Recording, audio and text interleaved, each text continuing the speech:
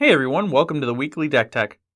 Today, we are going to be going over another Modern deck as Modern Masters 2015 and the Star City Games Invitational has really hyped up the format.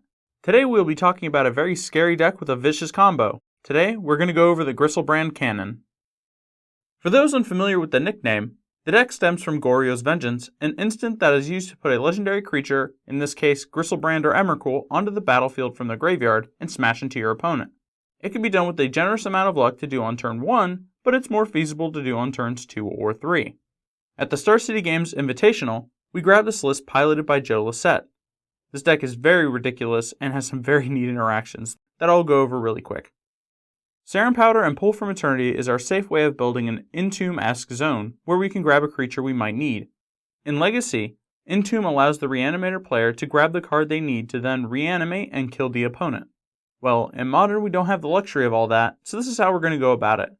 On their own, Serum Powder can help us mulligan into a better hand, and Pull from Eternity can bring back those that have been path to exiled. Leyline of Sanctity in the main board might seem weird, but this deck has a strategy that is stone cold to hand disruption and any edict-like effects. Leyline keeps us protected from that nonsense. Fury of the Horde is our win condition. At the end of the turn, if we have forced a creature into play with Goryo's Vengeance or through the Breach, we have to get rid of that creature. With this, we get another chance to swing again after our second main phase. Griselbrand makes this card a win condition. We can draw 7 cards using Griselbrand's ability and try to hit this card. If we don't, we can try again and again until we are almost dead or until we get the card. If we do, we have plenty of cards to discard to pay for its alternate cost. After we do that, we can swing with Griselbrand and then repeat the process. Typically, this can easily KO an opponent. So the way we play this game is by assembling our combo quickly.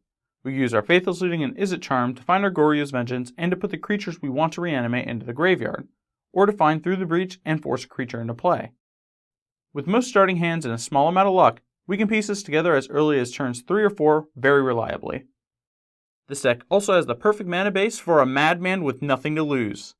Here we have 3 City of Brass and 3 Mana Confluence, which will cause a few points of damage, and we have 3 Gemstone Mine to help us give our colors as well.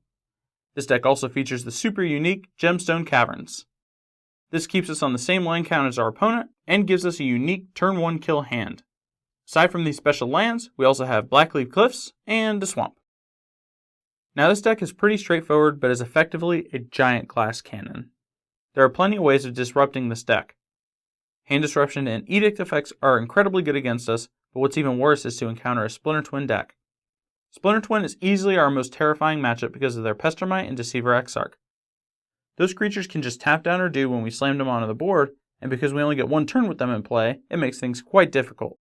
If that didn't hurt enough, that effect also shuts off our Fury of the Horde because the creature we slammed down never attacked.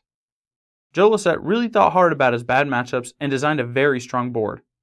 His sideboard includes 3 Torpor Orb, 2 Leyline of Sanctity, 1 Back to Nature, 4 Silence, 1 Pyroclasm, 3 Thoughtseize, and 1 Gemstone Mine. I'll go over each of these cards individually to show which matchups they really shine in. Torpor Orb is a masterful way of dealing with Splinter Twin and Amulet Bloom. Deceiver Exarch and Pestermite are on the most wanted list, and Amulet Bloom's Primeval Titan is also slowed down by this card.